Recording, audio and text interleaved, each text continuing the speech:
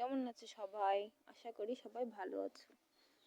এই যে দেখতে পাচ্ছ তোমরা, এখানে আমাদের সবজি ক্ষেত করা হয়।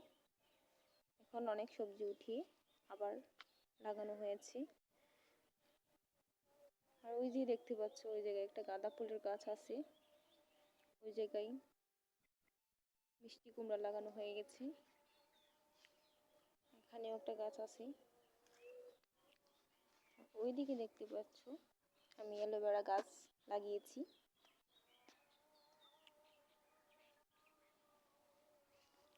আর সামনে দেখতে পাচ্ছ ধান গাছ, মানে ওই জায়গায় না ধান গাছ। এই হলো আমাদের বাড়ির সামনে করজ গাছ।